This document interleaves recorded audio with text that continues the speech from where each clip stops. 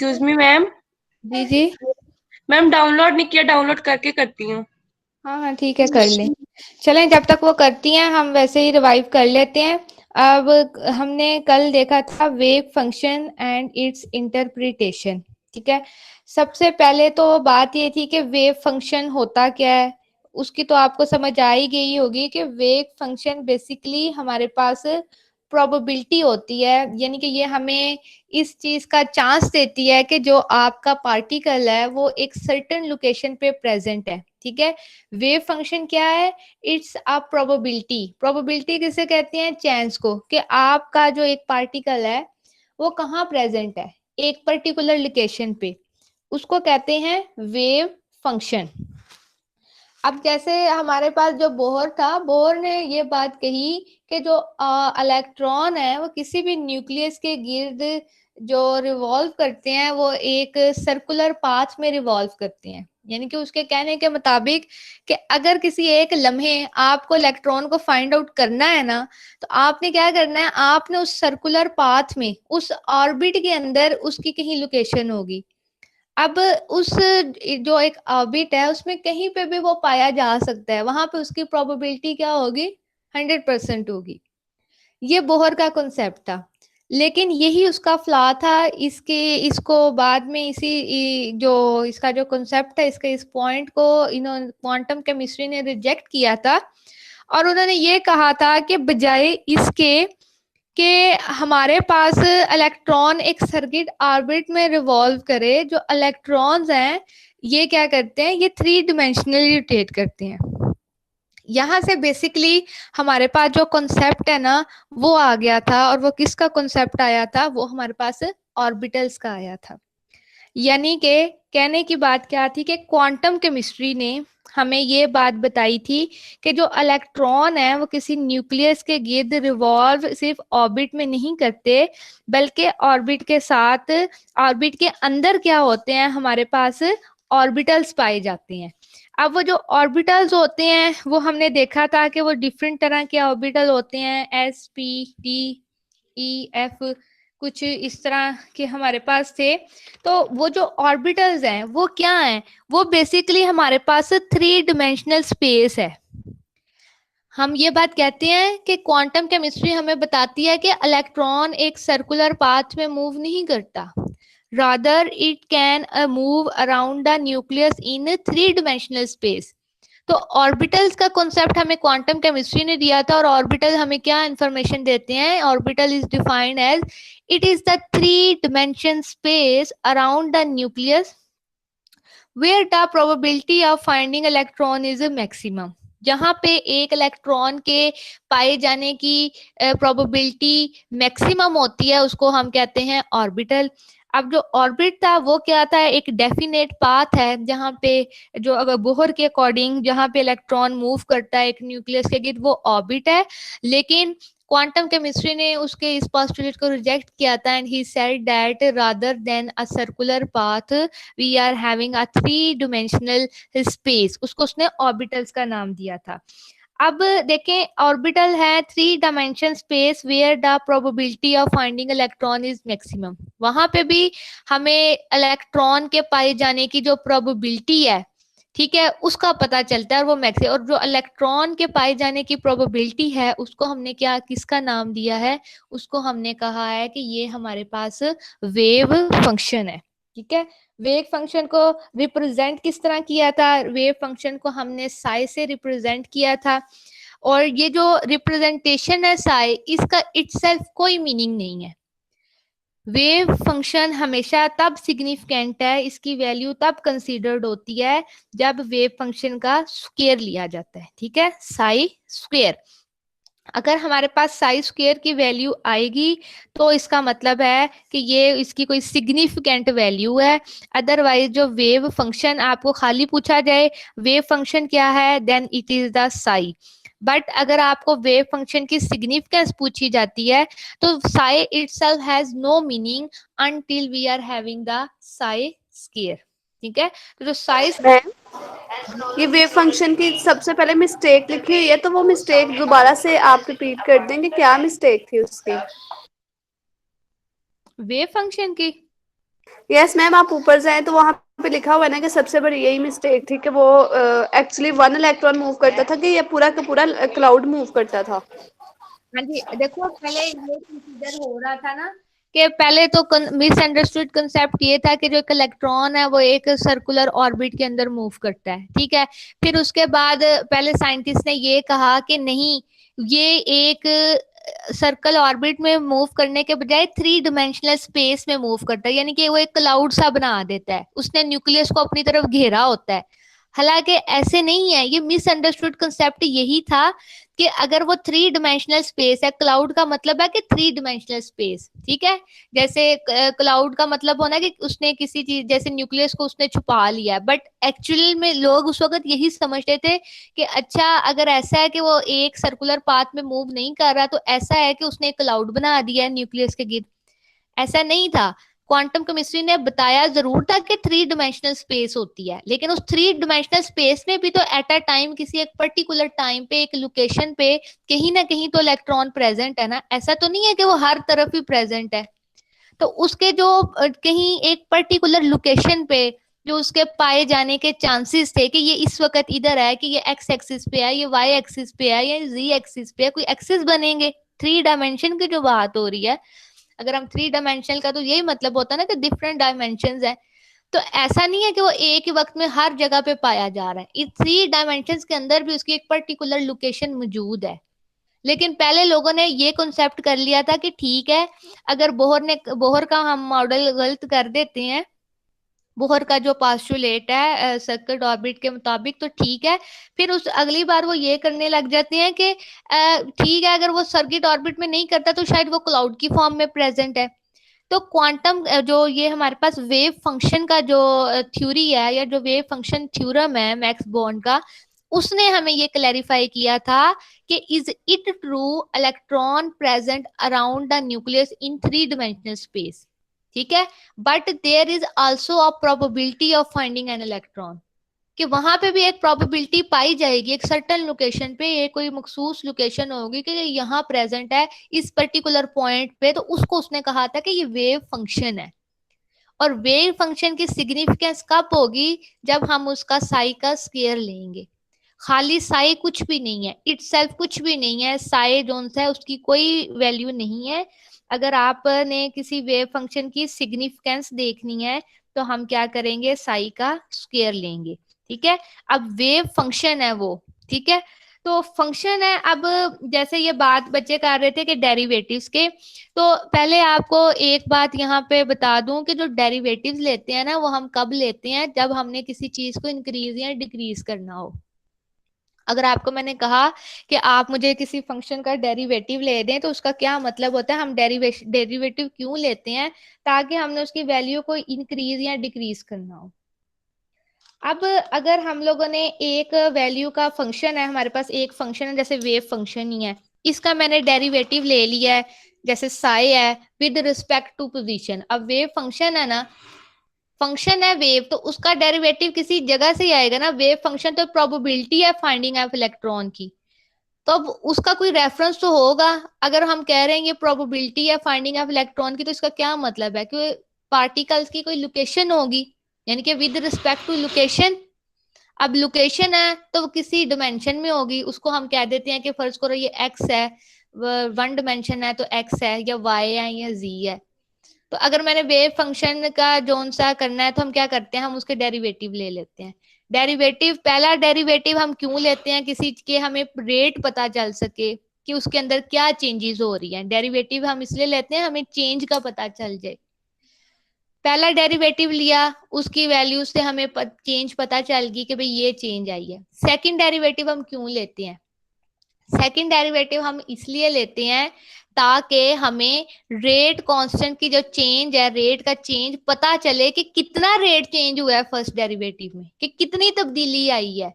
Derivative हम लेते हैं इंक्रीज या डिक्रीज करने से। अगर उसकी वैल्यू पॉजिटिव आएगी तो इसका मतलब है वो इंक्रीज हुआ है, अगर नेगेटिव आएगी तो उसका मतलब होता है कि वो डिक्रीज हुआ है। ये उस डेरिवेटिव के मतलब कुछ रूल्स है। तो आपने अगर जैसे हम लोगों ने कल किस चीज का डेरिवेटिव लिया था, कल हम लोगों ने डेरिवेटिव कहाँ पे यूज किए थे? हाँ जी बिल्कुल, आइगन फंक्शन या आइगन वैल्यूज में जैसे हमने बात की थी, ठीक है। तो देखो हमारे पास तो सादे फंक्शन थे। फॉर एग्जाम्पल सबसे पहले अगर हम बात करते हैं तो हमारे पास एक कोई फंक्शन है, एक्स फंक्शन है, एक्स स्क्वायर फंक्शन है।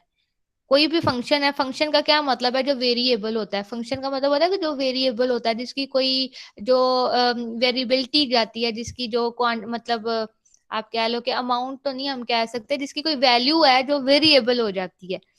अब हम क्या करते हैं, अब हम लोगों ने उसका अगर डेरिवेटिव लगाना है तो डेरिवेटिव क्या है? डेरिवेटिव हमारे पास ऑपरेटर है।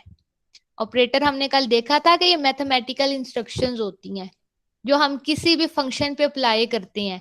और जब हम किसी मैथमेटिकल इंस्ट्रक्शन को किसी फंक्शन ऑपरेटर को किसी फंक्शन पे अप्लाई करते हैं तो हमें उसका एक रिजल्ट निकल पता चल जाता है। जैसे अगर हम 2+2 को ऐड कर दें, प्लस का डेरिवेटिव मतलब ऑपरेटर लगाते हैं तो 4 बन जाता है। सेम बात यही है कि जैसे हमारे पास जो डेरिवेटिव होते हैं ना, ये भी हमारे पास ऑपरेटर होते हैं और इसको हम जब किसी फंक्शन पे अप्लाई करते हैं, हम उनको आगे सॉल्व आउट करते हैं, तो क्या होता है हमारे पास उसकी जो रिजल्ट है या उसका जो एक एन अदर फंक्शन है वो आ जाता है। अब अगर तो फंक्शन रिपीट होता है, सेम फंक्शन आता है वही जो ऑपरेटर अप्लाई करने से पहले था, तो उसको हम कह देते हैं कि ये आइगन फंक्शन है। अगर वो फंक्शन रिपीट नहीं होता, कोई और वैल्यू आती है, सेम फंक्शन नहीं रहता, तो हम कहते हैं कि भाई ये आइगन फंक्शन नहीं था। अब जो डेरिवेटिव्स होते हैं इनको जो सॉल्व करने का जो मतलब एक मेथड होता है, ये मैथमेटिकल टर्म्स हैं। तो इसमें मैंने एक्स स्क्वायर का डेरिवेटिव लेना है। पहला डेरिवेटिव डेरिवेटिव लेते हैं तो हमेशा हम उसको रिप्रेजेंट करते हैं डी से। कर्ली से भी करते हैं, अगर हमारे पास कर्ली होता है तो वो स्मॉल चेंज होती है, लेकिन अगर हम उसको स्मॉल डी से रिप्रेजेंट करते हैं तो वो हमारे पास वो भी चेंज होता है। तो डेरिवेटिव का मतलब क्या हुआ कि हम चेंज फाइंड आउट करना चाह रहे हैं। इसीलिए अगर मैंने डी ओवर डी एक्स लिखा है ना, तो उसका क्या मतलब है कि मैं उसकी पोजीशन का चेंज चाह रही हूँ कि कितना चेंज आया है। डेरिवेटिव लेने का हमारा मकसद क्या है? हमारा मकसद ये है ताकि हमें पता चल सके कि भाई कितना चेंज आया है। पहला डेरिवेटिव लिया तो हमें चेंज पता चल गया उस फंक्शन का, ठीक है। दूसरा डेरिवेटिव हम क्यों लेंगे? हम ये पता लगाने के लिए कि जो पहले डेरिवेटिव में जो चेंजेस आई हैं वो कितनी चेंजेस आई हैं डेरिवेटिव लगाने से, तो हम दूसरा लगा देते हैं। पहला क्यों लगाया? ताकि वेव फंक्शन के अंदर जो चेंज आ रही है, ठीक है, विद रिस्पेक्ट टू पोजीशन या विद रिस्पेक्ट टू टाइम, किसी भी कोई भी रिस्पेक्ट हो सकता है ना, कोई भी फंक्शन है तो उसके ऊपर कोई, जैसे हमारे पास वेव फंक्शन ही है, तो वेव फंक्शन है जो प्रोबेबिलिटी है इलेक्ट्रॉन की, वो किस चीज पे डिपेंड करती है? वो प्रोबेबिलिटी ऑफ फाइंडिंग इलेक्ट्रॉन की पोजीशन पे भी, टाइम पे भी, कि एक लम्हे के लिए अगर वो यहाँ प्रेजेंट है किसी एक पर्टिकुलर पॉइंट पे, इज इट पॉसिबल कि अगले किसी टाइम में किसी लम्हे में वो कहीं और प्रेजेंट हो? तो ये जो चेंज आया है इसको फाइंड आउट करने के लिए हम क्या करते हैं, हम वेव फंक्शन का डेरिवेटिव ले लेते हैं। डेरिवेटिव क्यों लिया? ताकि हमें चेंज पता चल जाए। पहला डेरिवेटिव ले लिया। दूसरा डेरिवेटिव क्यों लिया? ताकि हमें ये पता चले कि जो पहला डेरिवेटिव के अंदर की लगने की वजह से क्या चेंज आई थी, उस चेंज को फाइंड आउट करने के लिए हम दूसरा डेरिवेटिव पुट कर देते हैं, ठीक है। तो इसलिए करते हैं। कल तो वैसे हमने इतनी कोई डेरिवेशन वाली बात की तो नहीं थी। डेरिवेट जी मैम वो डेरिवेटिव तो आप ठीक कह रही है ना कि हम अप्लाई करते हैं। फर्स्ट किया तो हमने पहली चेंज देखनी है, सेकंड किया तो जो उसके बाद जो चेंज हुई है ना कांस्टेंट, वो देखनी है ना। तो मैं ये तो कम, हम तो मैथ के हैं, चलो इजी है, लेकिन जो जोलॉजी बायो पढ़ते हैं वो यही है कि उनको डेरिवेटिव अप्लाई नहीं करना आ रहा ना, मतलब उनको पहला डेरिवेटिव कैसे लेना है, तो ये वो मतलब इशू आ रहे हैं। तो उसके लिए हमने सिर्फ सिंपल फंक्शन डिस्कस करने हैं या नेक्स्ट भी आगे जाना है?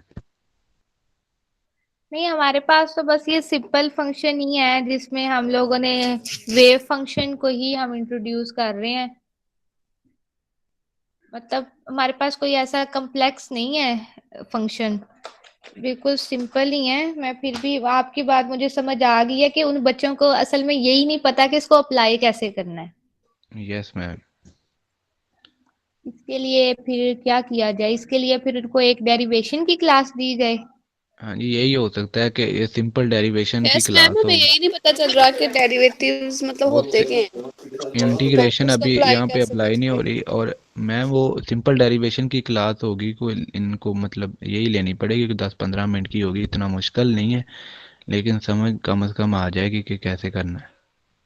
ये किसका सबसे अच्छा मैथ्स है? अगर आप कहेंगे तो मैं डेरिवेटिव पे बता दूंगा कि कैसे लेना है।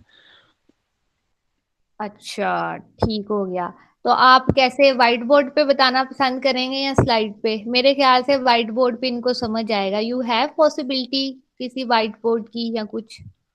मैम वाइट बोर्ड तो नहीं है, पेपर पे समझा देता हूँ, जैसे कि सर स्टीरियो की क्लास लेते हैं, ऐसा कुछ सीन हो सकता है। ठीक है, अभी आप कर सकते हैं।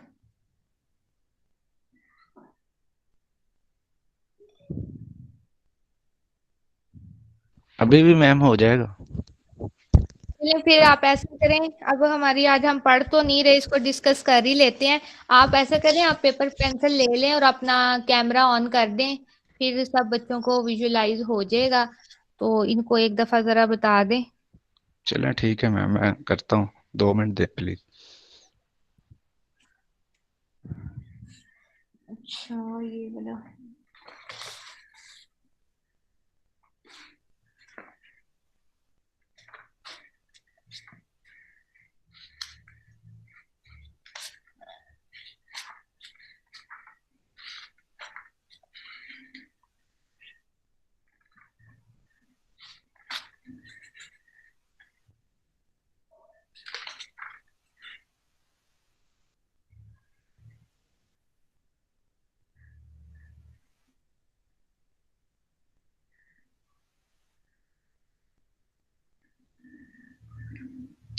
जी मैम, तो मैं कैसे अब इनको मतलब हाँ, कैमरा ऑन करना पड़े? आप अपना कैमरा ऑन कर ले और अपना पेपर पेंसिल जोन सा है उसको, आप सब लोग जो भी सेल फोन पे यूज कर रहे हैं तो इनको पिन अप कर दें, ठीक है। और अगर कोई लैपटॉप पे है तो उसको तो वैसे ही विजुलाइज होगा। ये पेपर पेंसिल पे अपना बैक कैमरा खोल लेंगे, करेंगे, फिर हम समझने की कोशिश कर लें। अगर हो गया, नहीं हुआ तो फिर इसका कोई और सोल्यूशन निकाल लेते हैं। मैम इधर से तो वो सेल्फ कैमरा ही होगा ऑन, क्योंकि बैक का तो ऑप्शन नहीं आ रहा कोई। नहीं नहीं, होता है इसके ऊपर ना, ये जो एक फ्लिप होती है, फ्लिप को आप ऐड करें ना तो कैमरा आ जाता है।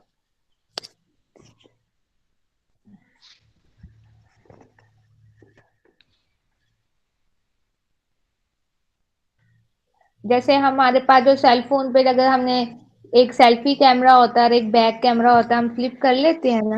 मैम आ हाँ, रहा है नजर? हाँ जी, बिल्कुल आ रहा है। हाँ जी बच्चों, सबको आ रहा है नजर? चलें ठीक है, ये देखें मैम, एक ऑप्शन होता है हमारे पास, कोई भी, आपने जैसे कि बताया कि वेरिएबल एक्स है ना, ठीक है, तो इसकी पावर 4 है, ठीक है। अगर हमने इसका डेरिवेटिव लेना है ना, तो सबसे पहले हमने रूल्स क्या होता है कि जो इसकी पावर होती है ना, ये वाली, इसमें इसको हमने यहाँ पे जो चीज़ लिखी हुई है इसके साथ एक है ना, जिसके साथ कुछ भी नहीं होता उसके साथ एक होता है ना, तो हम्म, एक्स के शुरू में क्या है, एक है, जो उसकी पावर हमने ऊपर लिखी हुई है उसको हमने शुरू में लाना होता है, तो क्या होगा, 4x हो जाएगा ऐसे। तो अब हम्म, पावर क्या है, पावर में से हमने एक माइनस कर देना होता है, डेरी अकॉर्डिंग टू डेरिवेटिव रूल। इसकी पावर में हम एक माइनस कर देंगे तो ये आ जाएगा, 3। इधर इधर आ जाएगा 3, ये ऐसे आ जाएगा। तो ये हो गया हमारा डेरिवेटिव विद रिस्पेक्ट टू, इसको क्या हमने ऐसे भी जाहिर करते हैं ओवर एक्स, और इसको ऐसे भी जाहिर करते हैं डी ओवर डी एक्स। इसको हम इन चीज़ों से, एक्स का मतलब है हम इसका डेरिवेटिव ले रहे हैं with respect to X, D over D X का मतलब है कि हम डेरिवेटिव ले रहे हैं विद रिस्पेक्ट टू एक्स। अगर यहाँ पे वाई है 4x की 3 की जगह, तो हम डी ओवर डी वाई कर देंगे। अगर कोई भी चीज़ है तो हम उसको डी ओवर डी वाई या जी कर देंगे, जो भी हम इसका डेरिवेटिव ले रहे हैं।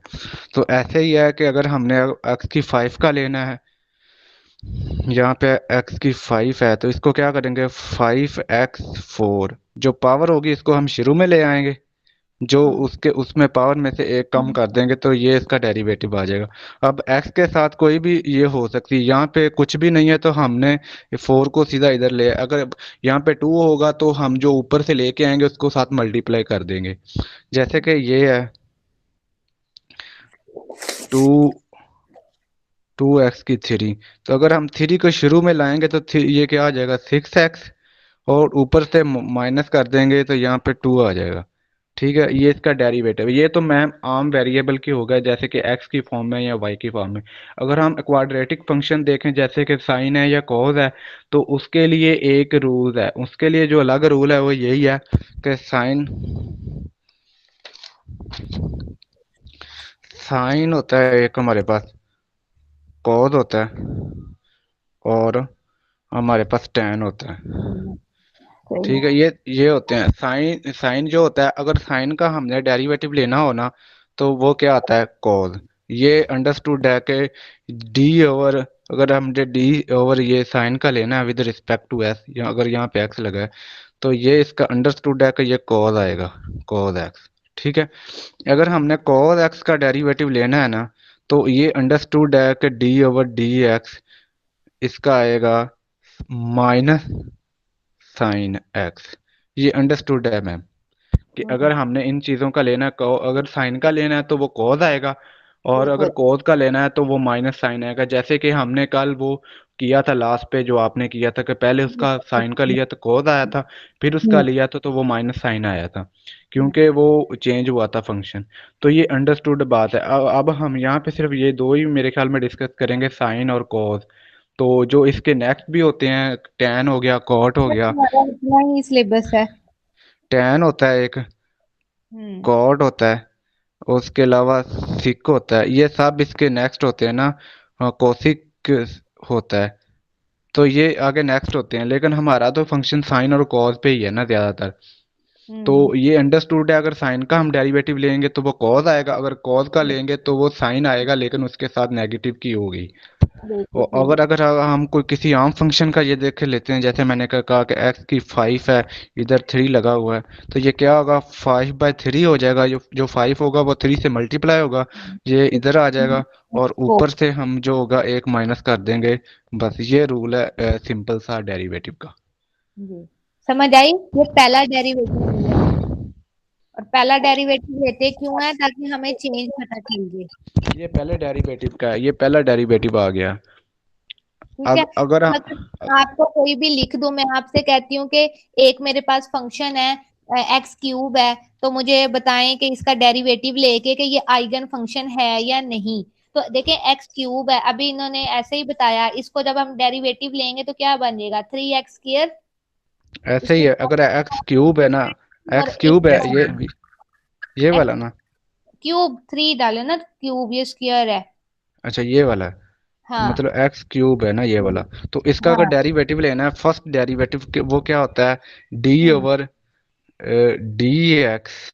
इधर क्या dx होगा एक्स क्यूब होगा ना। अगर हमने इसका लेना तो इस पे भी डी इसका लेना, तो इसका क्या होगा मैम के 3 जो होगा स्टार्ट में आ जाएगा और 2 ऊपर आ जाएगा, ऐसे होगा इसका। ये ठीक है। हमारे पास फर्स्ट डेरिवेटिव आ गया। अगर हमने आगे इसका सेकंड डेरिवेटिव लेना है या थर्ड लेना है तो इसी पे हम अप्लाई करेंगे। ये हमारे पास फर्स्ट हो गया मैम। अगर हमने सेकंड लेना है तो वो बिल्कुल भी इससे आसान है। ये अगर सेकंड लेना है तो d² ओवर डी x² हो जाएगा। तो अगर इसी चीज का हमने सेकंड लेना तो इसकी पावर को हम शुरू में लाएंगे तो क्या हो जाएगा 3/2 क्या हो जाएगा 6 हो गया, और x आ गया। अब 2 में से 1 माइनस करें तो क्या 1 ही होता है, वो हम ऊपर लिखते ही नहीं होते।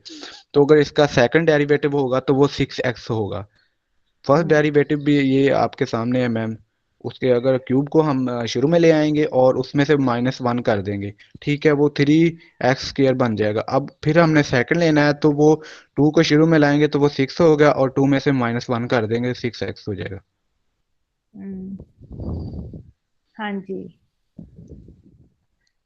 जी। आवाज नहीं आ रही, किसको आवाज नहीं आ रही थी? ये नादिया को आवाज नहीं आ रही, और जमान को आवाज नहीं आ रही, और मोहम्मद वसीम शहजाद को भी आवाज नहीं आ रही। अभी बच्चों आवाज नहीं मैम आ रही? आवाज आ रही मैम मतलब आ रही, आवाज आ रही मैम। जी जी पूछे जी मैम मैं कह रहा हूँ मोहम्मद। कि हमें आवाज आ रही है मैम, आवाज ठीक आ आ रही रही है? अच्छा, अब ये इन्होंने जो इन बच्चों को डेरिवेटिव की समझ नहीं आई थी वो किधर है? Junaid, are you here? Junaid meeting में है? नहीं मैम, आ रही है लेकिन थोड़ी कट रही है। अच्छा, आप मुझे ये बताएंगे क्या इन्होंने जो बात बताई है, जो इन्होंने डेरिवेटिव का रूल बताया है, वो समझ में आया है?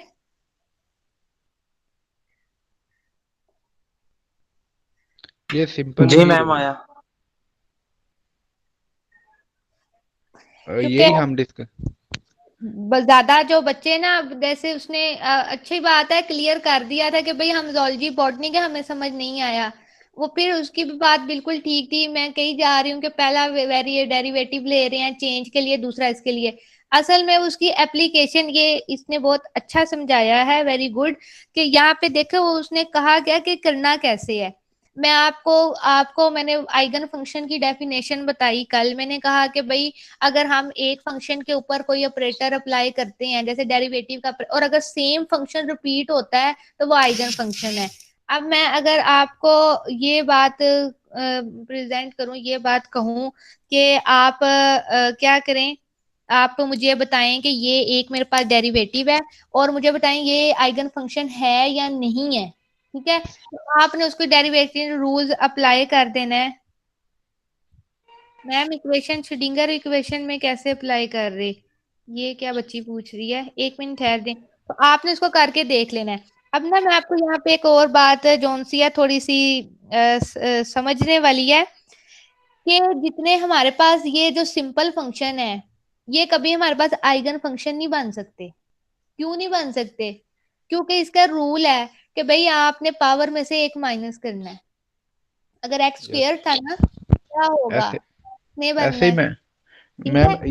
ये तो वेरिएबल है ना, इनमें से ये देखें, यहाँ पे 3 थी तो 2 होगी, फिर हाँ कम जी। होके ये 1 बच गई ना, तो ये कम होती जाएगी ना, डिक्रीज होगी, इसमें इंक्रीज नहीं होगी ना इन बिल्कुल। वेरिएबल में। तो वो जो हम्म। हम आइगन फंक्शन चेक करते हैं, वो जैसे कि मैंने पीछे बताया कि वो हम कॉज के और साइन के चेक करते हैं ना। जैसे कि ये देखें, यहाँ पे साइन था ना, तो आइगन फंक्शन क्या चेक करेगा, इसकी वैल्यू चेंज नहीं होगी, हम्म।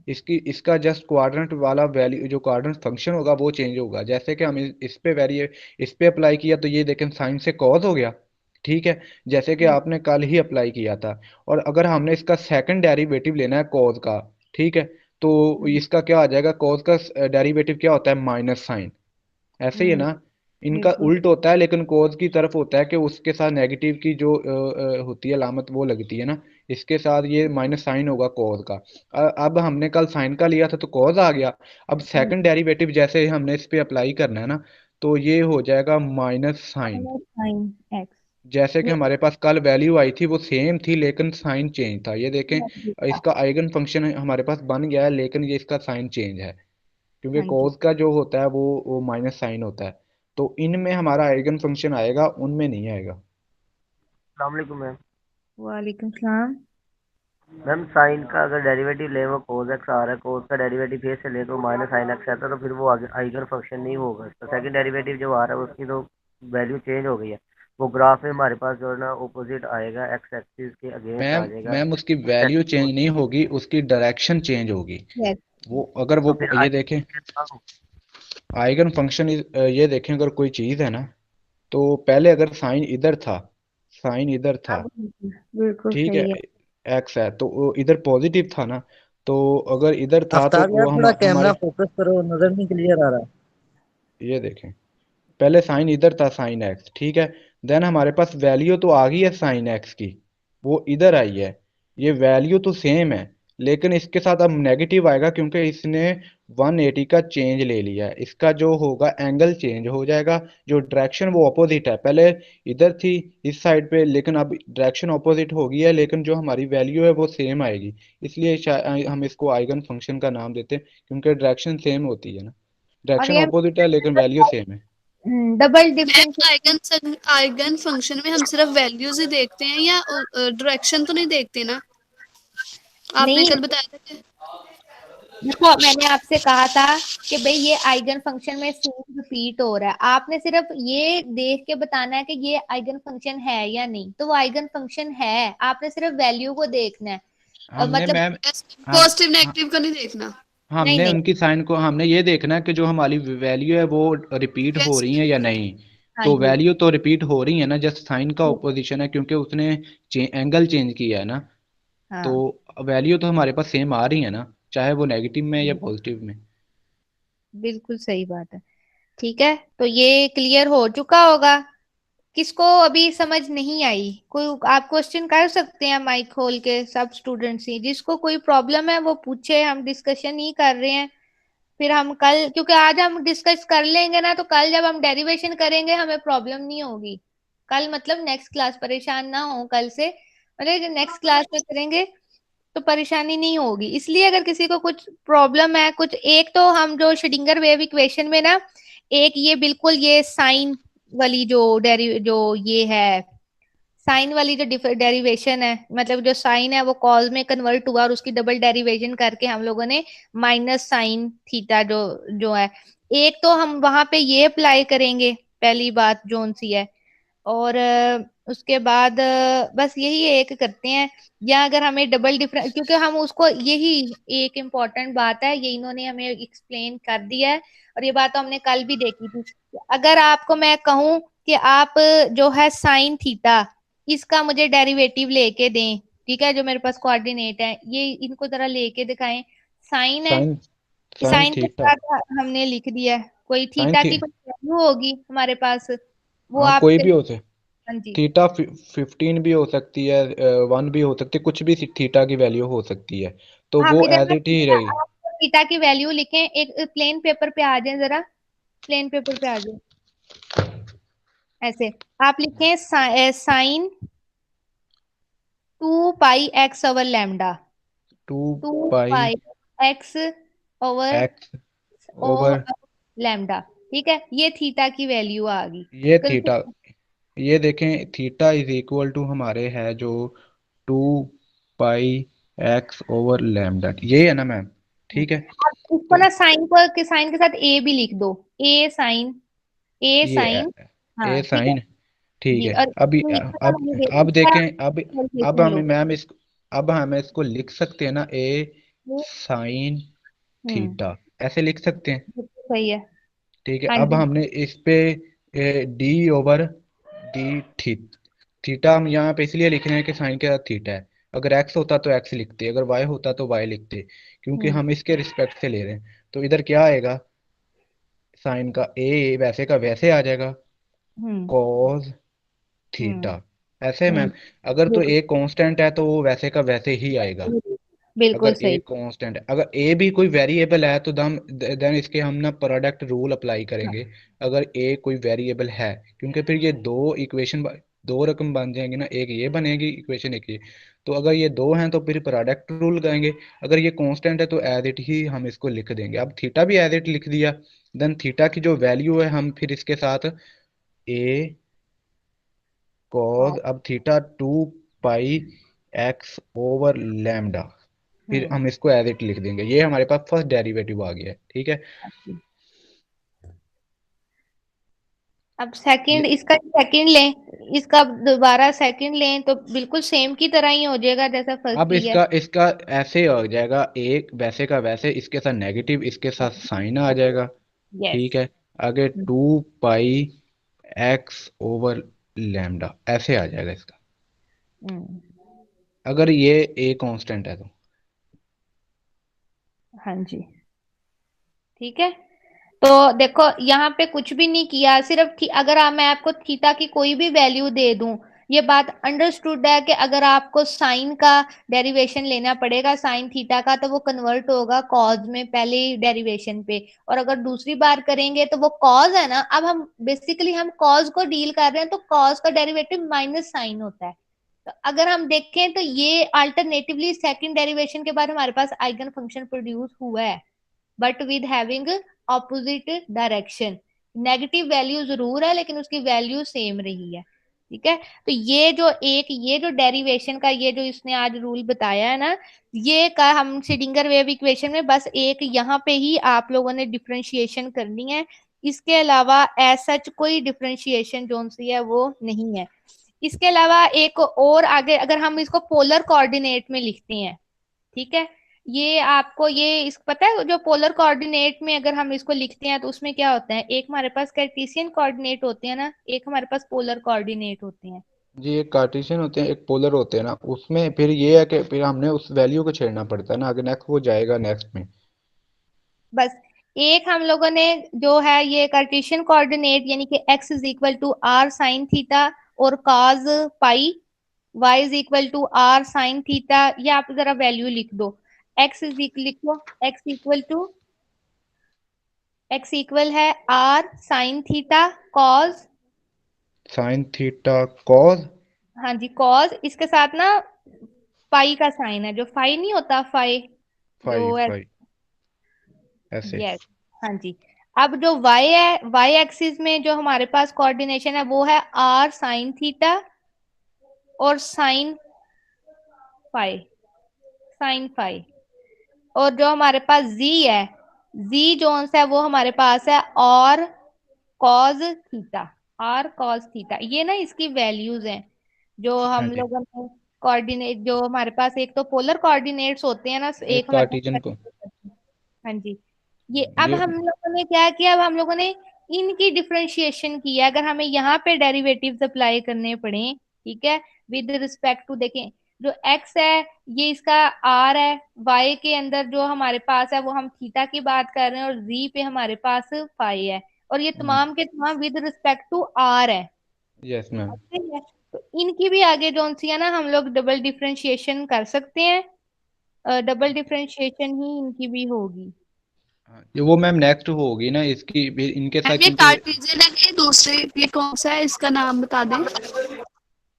ये जो वो अभी आपको दिखाया है ना कि x is equal to R sine theta cos pi या y is equal to R sine theta, ये हमारे पास कार्टेशियन कोऑर्डिनेट है, ठीक है। एक हमारे पास होते हैं पोलर कोऑर्डिनेट्स स्फेरिकल। मैम आपकी ना आवाज कट रही है। मैं आपको कह रही हूँ ये जो मैंने अभी आपको बताया ना कि x is equal to R sine theta cos phi या y is equal to R sine theta और साइन फाई, ये जो है ना ये हमारे पास कार्टेशियन कोऑर्डिनेट होते हैं, ठीक है। और जब हम कार्टेशियन कोऑर्डिनेट को पोलर कोऑर्डिनेट में कन्वर्ट करते हैं तो फिर हमारे पास दोबारा से हमने जो पहले श्रोडिंगर वेव इक्वेशन देखी है, जो कल हमने देखी है, जो उसमें हमने देखा था क्या था, हमारे पास था d over D x square plus d pi over d y square plus g square और प्लस 8 पाई, मतलब उसकी एक वैल्यू थी उसका। जो अगर हम फर्स्ट वन पोर्शन देखें तो वो हमारे पास क्या था, वो हमारे पास पोलर कोऑर्डिनेट थे, उनको हम लोगों ने कन्वर्ट नेक्स्ट करना है इन कार्टेशियन कोऑर्डिनेट में, ठीक है। उनकी हम लोगों ने ऑलरेडी जो वो जो होती है डिफरेंशिएशन की है, उसके अंदर हम इस वैल्यू को पुट करेंगे, कुछ भी नहीं होगा, सिर्फ वैल्यू पुट होंगी, ठीक यस है। मैम। तो इसकी वैल्यू पुट मैम करेंगे। वो वहां पे ऐसे होता है कि साइन एक्स होता है ना, तो ये देखें साइन एक्स होता है ना ये वाला, तो ये देखें एक्स की वैल्यू आ रही है, तो हाँ जी, उसमें फिर ये वैल्यू पुट करनी पड़ेगी हमें, ऐसा। हाँ जी, हाँ जी, उसके उसके नेक्स्ट उसमें वैल्यू पुट करनी पड़ेगी, फिर उसके बाद अगर डेरिवेटिव तो हम नहीं लेंगे क्योंकि नहीं होगा, लेकिन ये है कि इसमें वैल्यू ही पुट करनी पड़ेगी। हम्म, हाँ बिल्कुल सही है। साइन थी जो हमारे पास जो x है उसकी वैल्यू है साइन x है या साइन y होता है या साइन z है, उसके अंदर हम सिर्फ जस्ट ये वैल्यू पुट कर रहे हैं। तो ये जो हम लोगों ने जब इसकी बात करनी है ना कि Schrodinger wave equation in term of polar coordinate, तो इसको हमें आगे मतलब इसके सोल्यूशन की जरूरत नहीं है, हमने हाँ जस्ट ये हमें कार्टेशियन कोऑर्डिनेट्स की वैल्यूज का पता है और हमने इसको डायरेक्ट उसके अंदर अप्लाई कर देना है। मैम, और ये जो वैल्यू है ना, ये वैल्यू हुई उन्होंने उन्होंने डेरिवेट करके मतलब उन्होंने ड्राइव करके लिखी हुई है ना, ऑल दो पहले से ही लिखी हुई हैं ये वेरिएबल जो वैल्यूज हैं, तो हमने जस्ट इनको पुट ही करना है, जैसे कि x की वैल्यू पुट कर देंगे, अगर यहाँ पे y है तो y की वैल्यू पुट कर देंगे, अगर z है तो z की कर देंगे। सही है। अच्छा जी, ये एक बच्ची का क्वेश्चन है कि मैडम अगर हम कॉज का डबल डेरिवेटिव लेंगे तो क्या कॉज आएगा? कॉज का पहले लेंगे तो कॉज आएगा, जैसे ऐसे लेंगे वो मैं आपको बताता हूँ। नहीं मैम, कॉज माइनस एक्स है तो माइनस साइन है, फिर अगर हम इसका लेते हैं डेरिवेटिव तो माइनस साइन का क्या आता है डेरिवेटिव? कॉज। cos। तो इधर आ जाएगा कॉज, तो बाहर साइन लगा ही हुआ है, माइनस लगा हुआ है, माइनस कॉज आ जाएगा। तो इसमें ही कहने की बात ये भी है कि अगर आप cos का भी डबल डिफरेंशिएशन लोगे ना तो वो भी आइगन फंक्शन बन जाएगा। हाँ जी ऐसे ही है। इसी तरह tan का भी लेंगे तो रिवर्स हो जाएगा। हाँ जी मैम, ये जितने भी होते हैं ना तो अगर उनका डबल या ट्रिपल डेरिवेटिव लें तो वो एंड पे सेम ही बन जाती हैं, क्योंकि ये tan tan tan is equal to क्या होता है? tan x is equal to sine X over cos x। tan का ये फार्मूला, tan जो होता है साइन और cos का जो होता है ना उनका होता है रिलेशन। ठीक है, अगर tan का डेरिवेटिव लेते हैं तो पहले ये चेंज होंगे, फिर दोबारा लेंगे तो फिर ये फिर चेंज होके वही बन जाएंगे। सही है, ठीक हो गया। हाँ जी बच्चों, समझ आई है? किसको कोई कंफ्यूजन है, किसी को कोई प्रॉब्लम हुई है तो वो बता सकता है। ठीक है, क्योंकि आज ये क्लियर हो चुका है। जब हम नेक्स्ट टाइम डेरिवेशन करेंगे तो वो हमारी फिंगर टिप्स पे होगा, हम जल्दी जल्दी करते जाएंगे। और अगर कोई हमें कोई एमसीक्यूज में कोई इस तरह की बात पूछी जा सकती है कि भाई अगर मैं इसका डेरिवेटिव लूं तो आंसर विल बी, तो आपने सिंपल, वो तो सिंपल ही पूछा जाएगा, जैसे एक्स स्क्वायर है, एक्स क्यूब है, वाई स्क्वायर है, वाई क्यूब है, कुछ भी पूछा जाए या उनके साथ कोई कोफिशिएंट ऐड कर दिया जाए तो वो बहुत आसान से रूल है।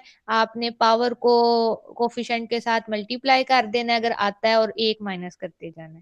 ठीक है मैम, जी जी। ये तो हमने बात की थी ना इसकी, cos थीटा और tan वगैरह, ये तो होगा। लेकिन अगर x की 4, x की 3, x की 2 लें तो वो नहीं ना होगा आइंस्टाइन आइगन फंक्शन, सॉरी।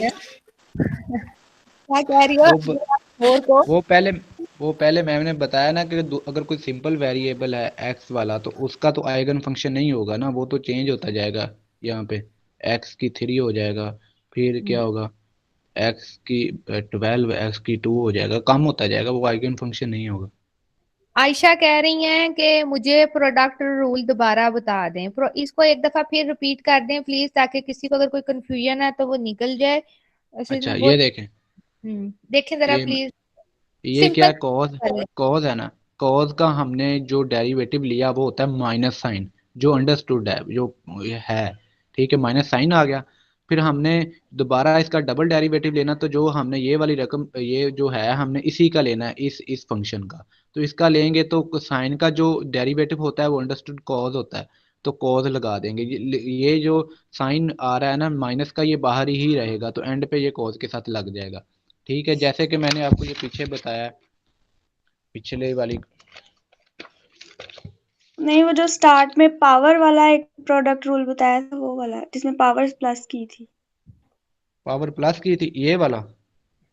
हाँ, ये वाला। ये देखिए 5 ने 3 से क्या होना है, मल्टीप्लाई होना है ना, तो क्या हो जाएगा, 15 हो जाएगा। ठीक है, और पावर में से हमने एक माइनस कर देना तो 4 बच जाएगा। ऐसे ही हमने जैसे कि x की 2 है तो 2x आ जाएगा, तो ऊपर से हमने माइनस किया 2 में से तो वो एक बच जाता है, वो एक हम लिखते नहीं है। अगर x की 3 है तो इधर इसके साथ क्या है, x के साथ जिसके साथ कुछ भी ना हो उसके साथ एक होता है, तो 3 ने एक के साथ मल्टीप्लाई किया, 3 आ गया। ठीक है, x में से हमने एक माइनस किया तो 2 आ गया। तो ये आइगन फंक्शन नहीं होंगे? नहीं, ये इसी मैम का सेकंड भी निकाल दो आफ्ताब। इसका सेकंड क्या है, फिर ये 2 ने फिर इसके साथ मल्टीप्लाई होना है, जो x के साथ कोफिशिएंट है, तो क्या आ गया, 6 आ गया। ठीक है, 2 में से फिर एक माइनस हो जाना, 6x बच जाएगा। डेरिवेशन का रूल तो एक ही है ना, अगर आप पहला ले रहे हो या दूसरा ले रहे हो इस चीज से वो फर्क रूल नहीं। एक ही, वो वो रूल रूल से। सेम रूल है। हम्म। हाँ जी। मैम जी जी। मैम इसमें तो फिर फंक्शन चेंज हो जाता है। हमारे पास आइगन फंक्शन की होती है कि केस के अंदर वही जो है ना फंक्शन हमारे पास दोबारा से आ जाए। जैसे होना आफ्ताब ने चाहिए। भाई ने बताया, बिल्कुल ठीक बताया कि ठीक है नेगेटिव साइन आ जाता है, तो नेगेटिव साइन आ जाए उससे कोई फर्क नहीं। स्पेस में चाहे जिस मर्जी कोऑर्डिनेट में हो, जिस मर्जी जो है ना वो एंगल में हो, हमें कोई फर्क नहीं पड़ता, हमें सिर्फ फंक्शन वही चाहिए। तो बिल्कुल लेकिन इसमें तो फंक्शन हमारा चेंज हो जाता है। आइगन फंक्शन की डेफिनेशन ये है कि स्पेस में चला जाए और फंक्शन वही रहे, और किसी भी कांस्टेंट नंबर के साथ मल्टीप्लाई हो रहा है उसका हमें कोई फर्क नहीं पड़ता। जैसे 5x है या 10x है या 12x है, जो 12 है 10 है 5 है वो तो हमारे पास है कोई ना कोई कांस्टेंट, जिस मर्जी कांस्टेंट के साथ मल्टीप्लाई हो रहा है हमें कोई फर्क नहीं पड़ता। लेकिन यहाँ पर जो फंक्शन ही चेंज हो रहा है तो तब उसकी वजह से फिर ये आइगन फंक्शन नहीं होगा। इसका बिल्कुल। बता दें हमें 2x² है, x² है और एक x है, तो तो ये वो दोनों आइगन आइगन फंक्शन नहीं है। आइगन फंक्शन के लिए कंडीशन नेसेसरी है कि उनको सेम होना चाहिए, कोऑर्डिनेट डिपेंड नहीं करते कहाँ पे है, वैल्यू सेम होनी चाहिए। तो अगर कोई नहीं है, ये तो आपको बताने के लिए ही था ना कि ऐसा नहीं है। अगर कोई लिख दूं, मैंने आपको एमसीक्यूज में कुछ पूछ लिया है कि भाई ये आइगन फंक्शन है या नहीं है, तो ये तो अब करके ही पता चले। वैसे एक मतलब अगर देखा जाए ना, कॉमन सेंस यूज की जाए, तो डेरिवेटिव जब हम कॉमन सिंपल फंक्शन का लेंगे ना तो वो आइगन फंक्शन नहीं हो सकते। अगर वो, क्योंकि बच्चे अभी इतना वो प्रैक्टिस अब करेंगे, अगर इसको बच्चों को समझ आ गया तो पता चल जाएगा। लेकिन अगर हम लोग इसका ये जो दूसरे हमारे पास कोऑर्डिनेट हैं जैसे साइन कॉस वगैरह है, इनका डबल डिफरेंशिएशन करने से देखो, इनका भी अगर हम सिंगल कर रहे हैं ना, एक दफा डिफरेंशिएशन हो रही है, आइगन फंक्शन तो फिर भी नहीं आ रहा। आइगन फंक्शन कोई तब भी बनेगा जैसे हमारे पास जो कल हमने जब हैमिल्टोनियन ऑपरेटर अप्लाई किया था, ठीक है, अगर आपको याद हो, हैमिल्टोनियन ऑपरेटर हम लोगों ने श्रोडिंगर वेव इक्वेशन के ऊपर अप्लाई किया। उसको अप्लाई करने के बाद एंड पे हमने लिखा कि psi H equal to psi E, ठीक है। अब एच क्या था? Hamiltonian operator. साई क्या था? Wave function. हमने हैमिल्टोनियन को ऑपरेटर को अप्लाई किया वेव फंक्शन पे, तो मेरे पास क्या आया? साई ई। साई आ गया दोबारा, वो तो वही वेव फंक्शन है, वेव फंक्शन इज रिपीटेड, ठीक है। ई क्या थी? वो उसकी न्यूमेरिकल वैल्यू थी, और हमारा तो इस बात से कंसर्न ही नहीं है कि वो जो न्यूमेरिकल कांस्टेंट वैल्यू है वो क्या है, वो तो हमारी आइगन वैल्यू है। तो देखो, जो श्रोडिंगर वेव इक्वेशन है, ये जो हमारे पास श्रोडिंगर वेव इक्वेशन है ना, psi H is equal to psi E, इसको भी हम श्रोडिंगर वेव इक्वेशन कहते हैं। एक हमारे पास लॉन्ग टर्म है श्रोडिंगर वेव इक्वेशन, उसको हम कहते हैं टाइम डिपेंडेंट। क्यों? क्योंकि उसके अंदर टाइम आता है। और एक हमारे पास टाइम इंडिपेंडेंट है। तो अगर आपको पूछा जाए कि how you right the Schrodinger wave equation in time independent form, तो सिंपली आपने लिख देना साई एच ओवर साई ई, और Schrodinger wave equation eigen functions को मतलब सेटिस्फाई करती है। जो आइगन फंक्शन का रूल है उसको श्रोडिंगर वेव इक्वेशन, इसी वजह से इसने जो श्रोडिंगर वेव इक्वेशन है, इसने इन तमाम जो बातें थी, जो कंसेप्ट थे, जो रूल्स थे, उन सबको वन बाय वन इसने अपने ऊपर इम्प्लीमेंट किया और उसका सोल्यूशन दिया था। यही तो वजह थी कि ये आज तक एक्सेप्टेबल है। और ये श्रोडिंगर वेव इक्वेशन को आगे फर्दर सॉल्व आउट, क्योंकि अब ना हमारा इतना कंसर्न नहीं है। एक बात वही है कि डेरिवेशंस तो बहुत सारी हैं, बकायदा जो ये जो क्वांटम नंबर इंट्रोड्यूस्ड हुए हैं, हम कहते हैं हमारे पास प्रिंसिपल क्वांटम नंबर है, एजीमुथल है, मैग्नेटिक है, ये कहाँ से आ गए हैं? ये हमें किसी ने बताए थोड़ी है कि भाई ये ऐसे था। ये श्रोडिंगर वेव इक्वेशन के सॉल्यूशंस हैं, उनसे हमें पता चला कि जो वेव फंक्शन क्या है, probability of finding an electron in an atom. तो वो जो प्रोबेबिलिटी है एक इलेक्ट्रॉन के फाइंड होने की, वो कहाँ पे जाके हुई? वो हम कहते हैं कि वो क्वांटम नंबर में हुई। क्वांटम नंबर प्रिंसिपल हमें क्या बताता है? वो हमें एग्जैक्टली बताता है कि कौन सा प्रिंसिपल ऑर्बिट है। एजीमुथल क्या बताता है? कि ऑर्बिटल्स की शेप बताता है कि एस है, पी है, डी है, एफ है।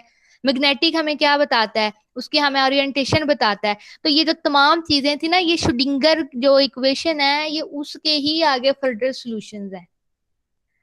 तो आज आई होप आप लोगों को काफी क्लियर हो चुका होगा। इतने अक्सा लियाकत ने हैंड रेज किया है। जी अक्सा बताएं, कोई क्वेश्चन है? मैम जी, अब जो कल आपने ऑपरेटर्स करवाए थे ना, वो एक दफा दोबारा करवा दे, लैप्लियन और वो वाले। मैम मैं इसको स्टॉप कर ये दूं? तो हमें समझ आ गया मैम डेरिवेटिव्स टाइम कैसे ओवर हो करते गया हैं। है, नेक्स्ट क्लास है। हाँ नहीं, मुझे पता है, कोई मसला नहीं है। जो हैमिल्टोनियन ऑपरेटर और जो हमारे पास लैप्लासियन ऑपरेटर है, जब हम नेक्स्ट श्रोडिंगर वेव इक्वेशन की जो करेंगे ना डेरिवेशन, ठीक है, उसके अंदर वो अप्लाई होते हैं, हम उनको दोबारा रिवाइव कर लेंगे। ऑपरेटर्स की जो वैल्यूज है वो कांस्टेंट है। अगर मैं आपसे कहूं कि मुझे लैप्लासियन ऑपरेटर लिख के दो, तो आपने कहना है कि भाई ये डेल स्क्वायर के इक्वल है, और इक्वल है किसके, curly curly over x square plus curly curly over y square plus curly curly over g square. ये उसकी वैल्यू है ऑपरेटर की। जैसे प्लस है, अगर प्लस है तो उसका सिंबल, अगर आपको क्या कहता है कि भाई ये आपके पास फंक्शन है, इस पे प्लस अप्लाई करो, तो आपने तो ना, आपको आपको नहीं भी पता, आपको पता है कि प्लस का ये सिंबल है, आपने उसको पुट कर देना है। ये अंडरस्टूड। तो इसी तरह वो लैप्लासियन की भी एक एग्जैक्ट वैल्यू है, हैमिल्टोनियन ऑपरेटर की भी एक अलग वैल्यू है, जिसकी वैल्यू हमारे पास माइनस जो होती है 8 square divided by 8 pi square M del square plus V. ठीक है, तो ये जो ऑपरेटर्स हैं इनकी वैल्यूज हैं, इन वैल्यूज को हमने श्रोडिंगर वेव इक्वेशन के अंदर पुट कर दिया है। अब जब हमने उसको श्रोडिंगर वेव इक्वेशन के अंदर पुट किया तो हमारे पास इक्वेशन क्या होगी, वो थोड़ी सी समराइज होगी, रिड्यूस्ड होगी। ठीक है, तो इसको कोई मसला नहीं है, आप लोग इसको स्लाइड्स को पढ़िएगा, मैंने अपलोड की हुई हैं। और ये जो आज इन्होंने डेरिवेशन जो डेरिवेटिव रूल्स बताए हैं, इसकी भी प्रैक्टिस करें। ये प्रैक्टिस करेंगे तो याद रहेगा, तो उस तरह हो जाएगा। और नेक्स्ट टाइम जब हम लोग डेरिवेशन करेंगे तो फिर वो हमारी फिंगर टिप्स पे होगा, हम बस जल्दी जल्दी से कर लेंगे। ठीक है, so everyone thanks to Aftab Karim, उन्होंने आज हमारी बहुत हेल्प की और हमें काफी कुछ समझ आ गया। आप सबको उनको थैंक्स करना चाहिए। Thank you very much. और आपकी क्लास का भी टाइम हो चुका है, so if you want to go you can. Thank you ma'am. Okay, Allah हाफिज टू ऑल। एंड सनम, ये इसको ना रिकॉर्ड करके मुझे आपने सेंड करनी है, ठीक है? Sanam is here? Yes yes yes ma'am. अच्छा, अगर मेरी बात सुने, अगर आप ये मुझे सेंड ना कर सकें किसी तरीके से, ठीक है, अव्वल तो मुझे आपने गूगल ड्राइव में शेयर भी कर देनी है, लेकिन कल भी ऐसा इशू हुआ था कि वो मुझे आगे से खुल नहीं रही थी, तो फिर जो वो दिलशाद की ड्राइव में ऑटोमेटिकली सेव हो गई थी क्योंकि मेरी मीटिंग लेफ्ट हुई थी। अगर कोई ऐसा सीन होगा तो फिर आप देख लीजिएगा, दिलशाद आप इन्हें गाइड कर दीजिएगा कि वो वीडियो मुझे तक कैसे पहुंचानी है, ठीक यस है? Ma'am. I need link. Okay भाई, मैम थैंक यू। मैम इस क्लास की ना अटेंडेंस जो है गूगल क्लासरूम में सेंड कर दें, हम अटेंडेंस लगा लें। हाँ जी।